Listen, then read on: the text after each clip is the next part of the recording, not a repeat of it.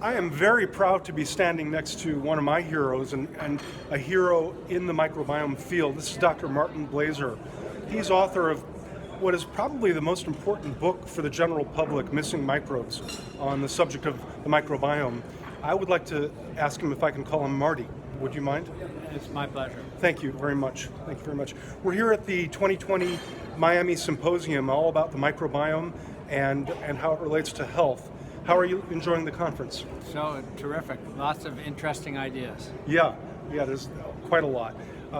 I want to just take a brief moment to talk about antibiotics and a study that I saw recently about stunted microbiota in cesarean section, which I know is something that you of all people have just enormous expertise in. Did you happen to see that paper I'm referring to? You know, a lot of the work in that area is done by Maria Gloria Dominguez Bello, who happens to be my wife. Yes. And so I'm very proud of her work, and I think it's quite fundamental. She and Rob Knight were the first to show that babies born by C-section had an abnormal microbiota, and later they showed that they could give that microbiota back to babies. Yes, with the vaginal gauze.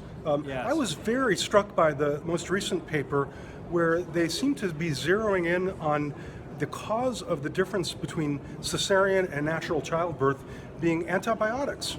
Well, cesarean section is a compounded problem because in addition to babies not going through the birth canal, they also, right at the time of the C-section, there's a big dose of antibiotic.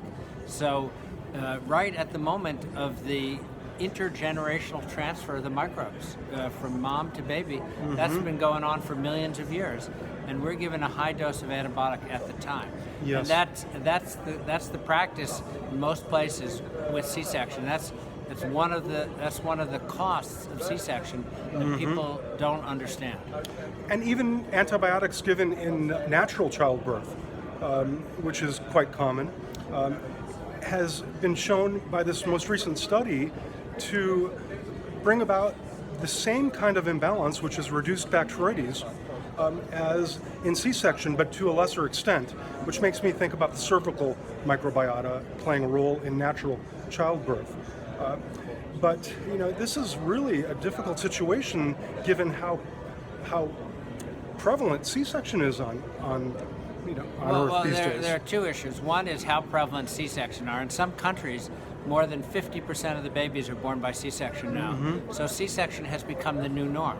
So that's completely out of proportion. In very medically advanced countries like Holland and Sweden, the rate is about 10 to 15%, not 50%. In the U.S., it's 32%. And antibiotics, if we go back to Sweden, they're using 40% of the antibiotics we are.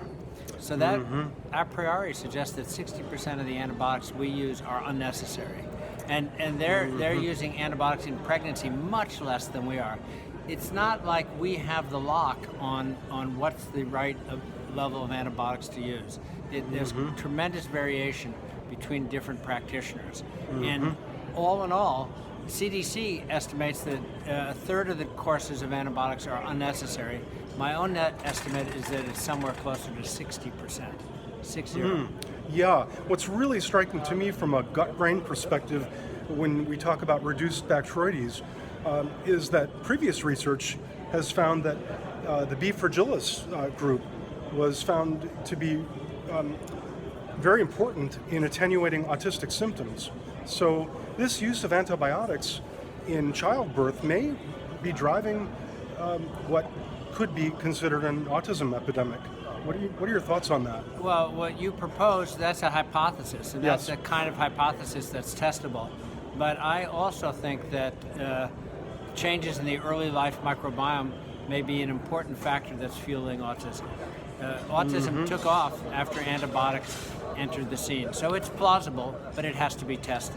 Yeah. So thank you very much. Thank you too, Marty. It's an honor to meet you today. And thank you very much for talking with the Gut Club today. Okay, bye-bye. Bye-bye.